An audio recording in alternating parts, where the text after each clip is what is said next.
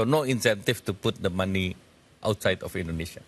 Minister, talk to me about some of the incentives, for example, for EV cars. Right. I mean, is there something that you're looking at to actually, I guess, kickstart that industry? Yeah, I think downstreaming or manufacturing value added is the policy of Indonesia. So the EV is based on nickel, and Indonesia is the largest nickel reserve in the world. And at the moment also, we do the value addition for raw material for the EV battery, for the precursor as well as the copper cathode. So I think we aim to be the supply of the global market for this EV. But are there any fiscal incentives? If you look at some of the hybrid markets, so in your domestic market at home, are there any fiscal incentives that you'd be The fiscal incentive currently for the fully battery EV, but we are reviewing also for hybrid at the moment.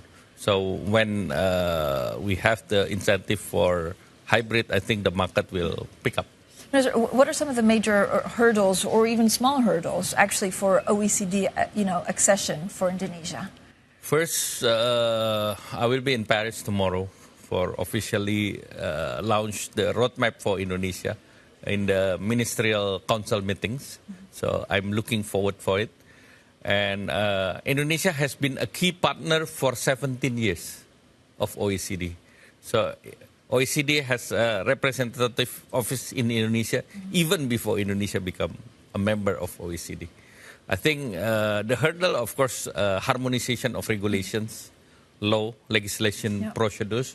But however, we are confident that 60% of the needs has been fulfilled because we are member of many of trade multilateralism, including we sign many free trade arrangement or comprehensive economic partnership with ASEAN plus 6.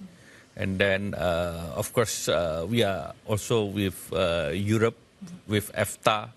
So I think Indonesia also at the process of signing with Indo-Pacific Economic Framework with the US. So I think most of the process has been, we go through half of the journey. So we need to formalize the journey. I mean, 60% is more than half. Minister, you're here in the UK. You also met with the trade minister. Right. I don't know how you see, you talked about a possible trade agreement with the US. We don't know what will happen in the election in November. Right. If Donald Trump is in the White House, does the UK become almost automatically a stronger partner, or how do you view the two? This is the things that I speak with Minister Grant, that Indonesia needs to be stronger with UK because UK should be a reliable partner for Indonesia, and we need to improve our trade. Our trade with UK consider only 10% out of the EU. So it's only less than 3 billion, and with EU is 20 billion. Though most of the Indonesian goods coming through a Rotterdam port, maybe that's statistic doesn't really tell which country that Indonesia doing trade with. But I think the FTA is an option with the UK.